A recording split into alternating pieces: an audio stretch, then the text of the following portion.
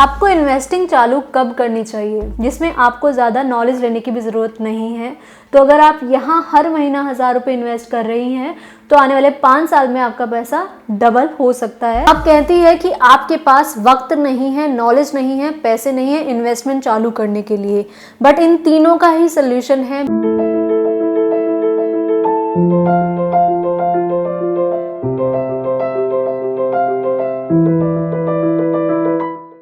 क्या आप एक हाउसवाइफ है, बैंक जाने से बचती हैं, पूरे घर की जिम्मेदारियां तो दाएं हाथ पे रखती हैं, बट जब बात आती है पैसों की तो दिल में एक डर सा आ जाता है?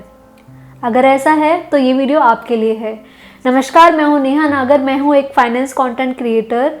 मैं सोशल मीडिया पर वीडियोस के थ्रू फाइनेंशियली अवेयर करती हूँ लोगों को कि वो अपने पैसे को कैसे बचाए और कैसे बढ़ाए। 2019 में एक सर्वे हुआ था जिसमें पता लगा था कि सिर्फ 33% महिला ही अपने खुद के पैसे से रिलेटेड जो डिसीजंस होते हैं वो ले पाती है, और वो भी कब? वो तब जब उनके घर के मेल उनको एनकरेज करते हैं तब। अब जब उनसे पूछा गया कि आप डिसीजंस क्यों नहीं लेते हैं मनी रिलेटेड, तो उनका आंसर था कि उनके पास वक्त नहीं है, उनके पास नॉलेज नहीं है, उनके पास मनी ही नहीं है, तो वो कैसे इन सब के बारे में बात करें। बट इन तीनों ही प्रॉब्लम्स का सलूशन इस वीडियो में है। जोश तक आशा के उड़ान के इस वीडियो को देखने के बाद आप इतनी सक्षम हो जाएंगी कि आप अपने पैसे को खुद से मैनेज कर पाएंगी, उसे बढ़ा पाएंगी और उसे इन्वेस्ट कर पाएंगी। चलिए शुरू से शुरू करते हैं। औरतों के लिए पैसे सेव करना क्यों ज़रूरी है? पहला रीज़न है, औरतें पुरुषों के कंपैरिजन में ज़्यादा जीती है। ये मैं नहीं कह रही हूँ, ये रिसर्च रिपोर्ट है, प्रूवन है। वुमेन मैन से ज़्यादा ही जीती है। दूसरा रीज़न, वही औरत जब वर्क प्लेस पे जाती है, काम करने जाती है, तो पुरुषों के कंपैरिजन में उसको 20% कम पेमेंट मिलता है सेम जॉब के लिए। तीसरा रीज़न है, बहुत सारे ऐसे रीज़न्स की वजह से उनको ब्रेक लेने पड़ते हैं अपने करियर में। कई बार ऐसा होता है कि वुमेन जब प्रेग्नेंट होती है या फिर उनके बच्चे के आने के बाद वो वापस वर्क प्लेस ज्वाइन ही नहीं करती है, तो उनके नंबर ऑफ़ वर्किंग ईयर्स भी मेन के कंपैरिजन में कम ही होते हैं। और एक और रीज़न ये है कि वुमेन को वर्क प्लेस हो या अर्निंग अपॉर्चुनिटीज़ थोड़ी कम ही मिलती है, वो उनको खुद से ही ग्रैब नहीं कर पाती है। वुमेन अवेयर नहीं होती है अपने राइट्स के बारे में। एंड नेक्स्ट रीज़न है कि वुमेन खुद नेचुरली बजटिंग हो, सेविंग हो, डिसिप्लिन हो या पेशेंस हो, मल्टीटास्किंग हो, इन सब में नेचुरली बहुत अच्छी होती है, बहुत बेटर होती है पुरुषों के कंपैरिजन में। और यही चीज़ें चाहिए होती है अपने पैसे को डबल ट्रिपल करने के लिए, इन्वेस्टिंग करने के लिए। तो ये 5 रीज़न की वजह से औरतों को ज़्यादा सेव करना चाहिए एज़ कम्पेयर टू मैन। तो सबसे पहला स्टेप है कि आपके पास इमरजेंसी फंड होना चाहिए अगले 6 महीने का। मतलब जितनी भी 6 महीने की आपकी इनकम है वो आपके पास लिक्विड पड़ा होना चाहिए, यानी कि सेविंग अकाउंट में हो या लिक्विड फंड में हो या ऐसी जगह हो जहां से आप इमरजेंसी आने पर तुरंत विड्रॉ कर सके बिना किसी प्रॉब्लम के। तो पहला स्टेप है कि आपके पास इमरजेंसी फंड होना चाहिए। 2 इंश्योरेंस है जो आपको ज़रूरत है, उसके अलावा आपको और किसी इंश्योरेंस की एज सच नीड नहीं है। पहला इंश्योरेंस है हेल्थ इंश्योरेंस, जो आपका और आपकी पूरी फैमिली का होना ही चाहिए, क्योंकि अगर आप एक बार हॉस्पिटल में किसी भी रीज़न से एडमिट हो गई तो वहाँ पर आपके 25-30 हज़ार का खर्चा पक्का है। तो उस खर्चे से बचने के लिए बेटर है कि आप अपना हेल्थ इंश्योरेंस ले लें, जिसका प्रीमियम 1000 रुपये पर मंथ आएगा। आप कवर ले सकती है 3 लाख तक का, बट दिस इज़ मिनिमम, क्योंकि जो मेडिकल इन्फ्लेशन है वो 12 साल है हर साल का, तो खर्चे बढ़ते ही जाएंगे आपके मेडिकल के, और जितना जल्दी आप अपना हेल्थ इंश्योरेंस लेंगी उतना आपको फ़ायदा रहेगा। दूसरा है, आपको लेना है लाइफ इंश्योरेंस। अगर आप अर्निंग है और आपके डिपेंडेंट है तो आपको लाइफ इंश्योरेंस लेना है, अदरवाइज एज सच रिक्वायर्ड नहीं है। तो लाइफ इंश्योरेंस कितना अमाउंट का आपको कवर लेना है?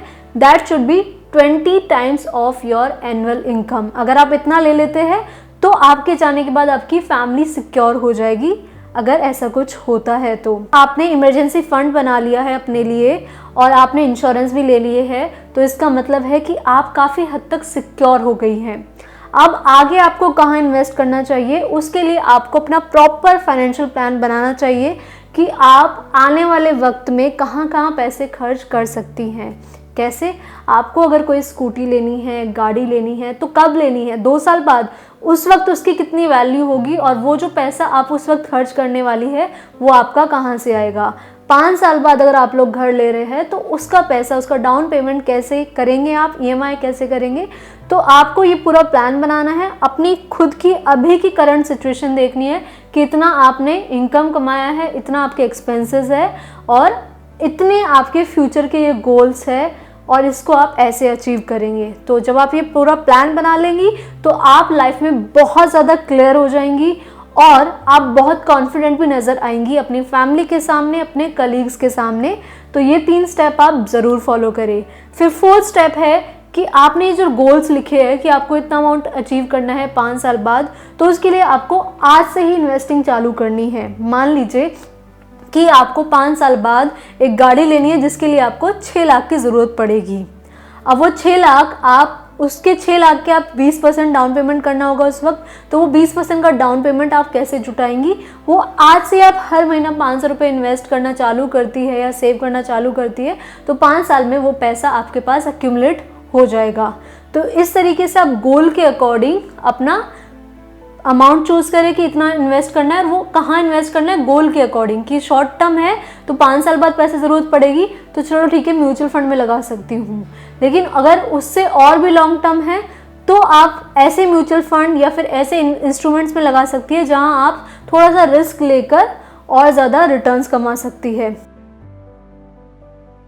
अब आप कहती है कि आपके पास वक्त नहीं है, नॉलेज नहीं है, पैसे नहीं है इन्वेस्टमेंट चालू करने के लिए, बट इन तीनों का ही सल्यूशन है म्यूचुअल फंड, जिसमें आप मात्र 100 रुपये हर महीना से अपने इन्वेस्टमेंट चालू कर सकते हैं और आपको ज़्यादा पढ़ाई या फिर ज़्यादा इन डेप्थ फाइनेंशियल रिपोर्ट या रिसर्च करने की ज़रूरत नहीं पड़ेगी। आप अपना पैसा किसी म्यूचुअल फंड मैनेजर को दे रहे हैं, वो आपके बिहाफ पर स्टॉक मार्केट में लगाए गए। आप डायरेक्टली स्टॉक मार्केट में नहीं लगा रहे, तो आप एक तरीके से यहाँ से जो रिस्क है वो अपना कम कर रहे हैं इन्वेस्टमेंट का और अपने पोर्टफोलियो को डाइवर्सिफाई कर रहे हैं। कैसे? जो म्यूचुअल फंड है उसमें सिर्फ 1 या 2 कंपनीज नहीं होंगी, उसमें 15 कंपनीज होंगी, 15 से 20 कंपनीज होगी जिसमें आपका पैसा लग रहा है। तो आपका रिस्क भी कम हो रहा है और आपका पैसा डाइवर्सिफाई भी हो रहा है। इसीलिए आप जितना भी हो सके 500 या मिनिमम 100 रुपये हर महीना आप अपने लिए बचाना स्टार्ट करें। क्योंकि अगर आप एफडी की बात करें, जनरली अगर आप अपना पैसा एफडी में या सेविंग अकाउंट में रखती है, सेविंग अकाउंट में आपको रिटर्न मिलता है 3%, लेकिन एफडी में मिलता है वही रिटर्न 6%। बट एफडी में आपका पैसा लॉक इन हो जाता है और 6% तो इन्फ्लेशन है, तो इन्फ्लेशन को भी एफडी बीट नहीं कर पाता है और उसके बाद टैक्स भी लग जाता है। तो कहीं ना कहीं आप जो पैसा अपना एफडी में रख रही है उस पर आप कुछ भी रिटर्न कमा नहीं रही है। तो रिटर्न कमाना है तो आपको एक हायर लेवल, थोड़ा सा रिस्क लेकर म्यूचुअल फंड में इन्वेस्ट करना होगा। तो नेक्स्ट स्टेप में आपको अवेयर होना है अपने राइट्स के बारे में। विमेन को डिफरेंट कंपनीज भी और हमारी गवर्नमेंट भी एनकरेज करने के लिए कि ज़्यादा से ज़्यादा विमेन सेविंग करे, इन्वेस्टिंग करे और वो वर्क प्लेस में आए, तो उनको एनकरेज करने के लिए काफ़ी सारे इनिशिएटिव्स लेके आती है। जैसे कि कुछ स्कॉलरशिप्स होती है, इन्वेस्टिंग के लिए सुकन्या समृद्धि योजना है जो एक 10 साल तक की आपकी बच्ची है तो उसके लिए आप इन्वेस्टमेंट अभी से चालू कर सकते हैं और आप उसमें 7-8% का रिटर्न कमा सकते हैं। इसी तरीके से और भी ऐसी बहुत सारी स्कीम्स है, जैसे अगर आप वुमेन के नाम पर घर लेते हैं तो स्टैम्प ड्यूटी में भी 1% तक की आपको छूट मिल सकती है। होम लोन इंटरेस्ट रेट भी आपको 0.5% के आसपास से कम पड़ सकता है। तो ये सारी जो आपके लिए इनिशिएटिव्स लेती है गवर्नमेंट या स्कीम्स लेके आती है, इन सब के बारे में अपने आप को जागरूक करें और इनका बेनिफिट लें। इंडिया में हम इमोशनली बहुत कनेक्टेड है गोल्ड से और ये रिपोर्ट है कि वर्ल्ड का 11% सोना इंडियन वुमेन के पास है। मतलब दुनिया में जितना भी गोल्ड है उसका 11% तो इंडिया में ही है, इंडियन वुमेन के पास। क्योंकि हर शादी के या किसी भी ओकेजन पर हमें गोल्ड गिफ्ट करना या गिफ्ट में लेना, पहनना बहुत पसंद है। बट क्या ये एक्चुअली में सही डिसीजन है? अगर आप अभी गोल्ड खरीदने का सोच रही है तो क्या वो सही डिसीजन होगा फाइनेंशियली? तो फाइनेंशियली इसको हम एनालाइज कर सकते हैं। तो देखिए, अगर गोल्ड एज एन इन्वेस्टमेंट की बात करें हम, तो इन्फ्लेशन यानी महंगाई जो हर साल दाम बढ़ता है प्रोडक्ट का, अगर आज एक प्रोडक्ट 100 रुपये का है और नेक्स्ट ईयर वो 106 हो जाएगा क्योंकि महंगाई बढ़ रही है, तो हर साल 6% की दर से महंगाई बढ़ रही है।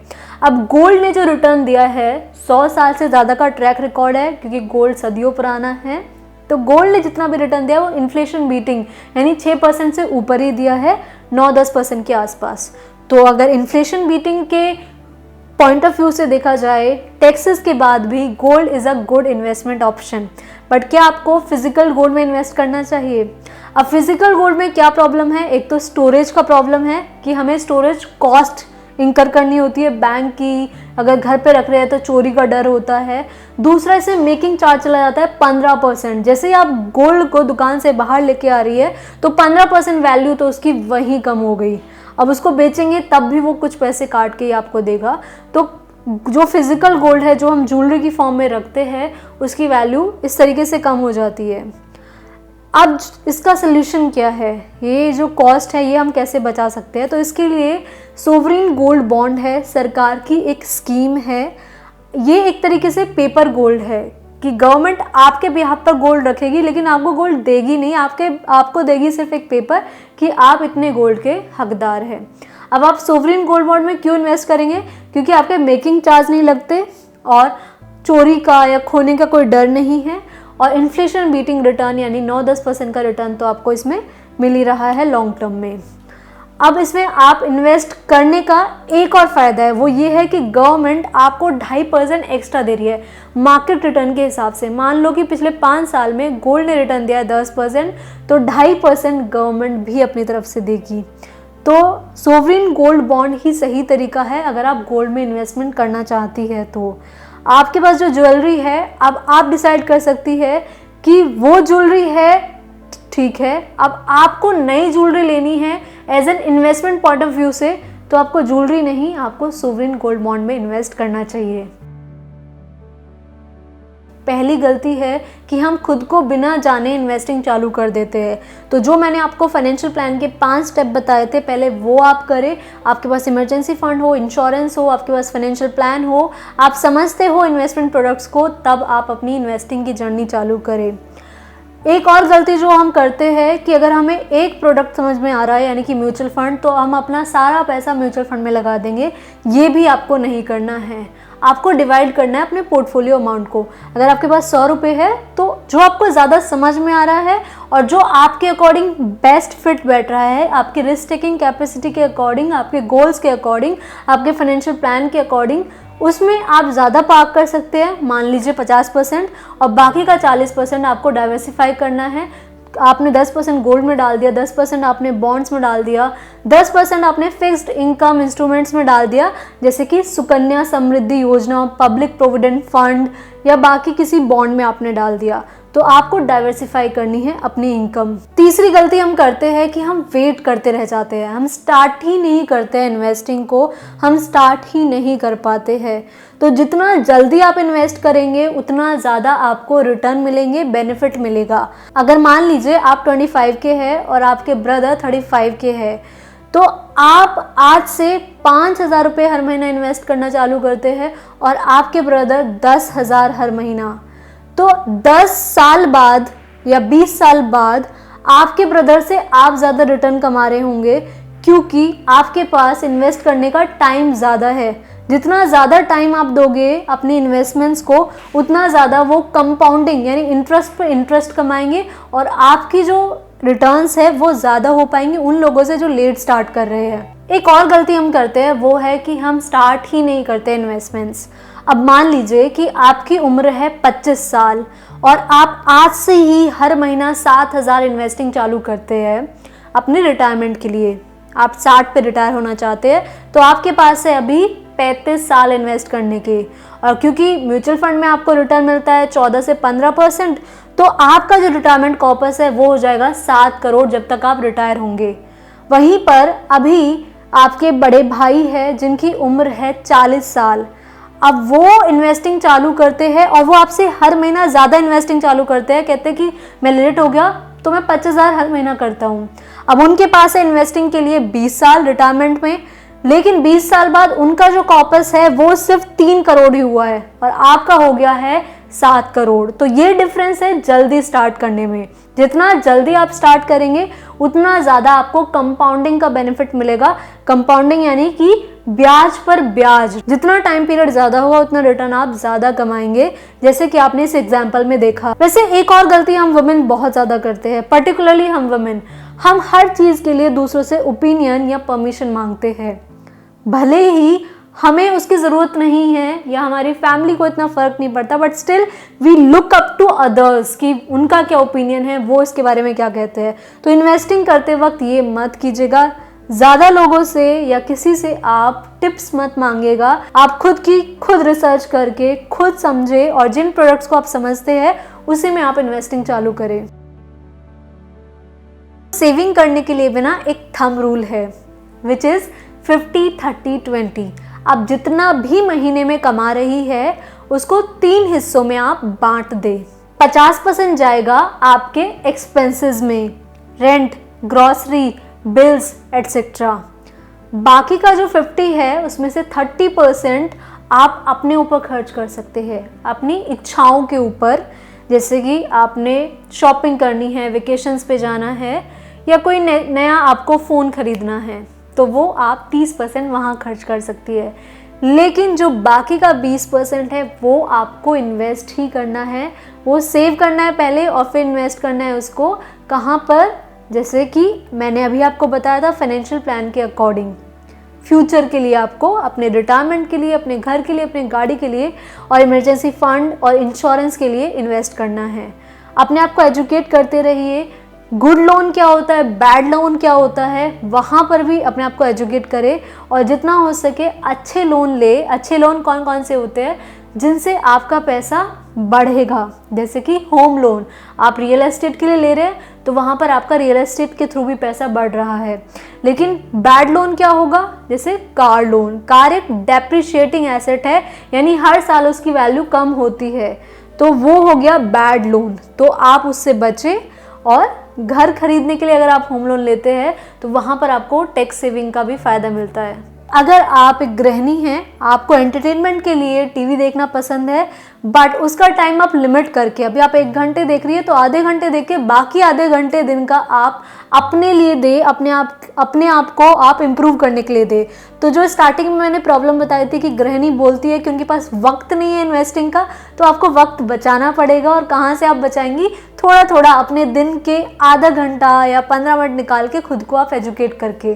तो आशा करती हूँ मैं कि ये वीडियो आपके लिए हेल्पफुल रहा होगा और आप आज से ही पहला कदम लेंगी अपने आप को फाइनेंशियली फ्री बनाने का। आपका फाइनेंशियली फ्री होना, इंडिपेंडेंट होना बहुत ज़रूरी है, क्योंकि एक गृहिणी ही है जो पूरे घर को चलाती है। आप इंडिपेंडेंट होंगी, फाइनेंशियली अवेयर होंगी तो आपकी फैमिली, आपके बच्चे, आपके आसपास जितने भी लोग हैं उनको आप फाइनेंशियली अवेयर करेंगी। तो आई होप कि मैंने आपके सारे डाउट्स क्लियर कर दिए हैं, बता दिया कि अपना फाइनेंशियल प्लान कैसे बनाएं, कैसे इन्वेस्टिंग करें, कैसे सेविंग करें। अब आपका जो भी क्वेश्चन है, आप कुछ भी अगर मुझसे पूछना चाहती है तो कमेंट सेक्शन में पूछ लीजिएगा, मैं आपका वहां आंसर कर दूंगी। अब मिलते हैं हम नेक्स्ट वीडियो में।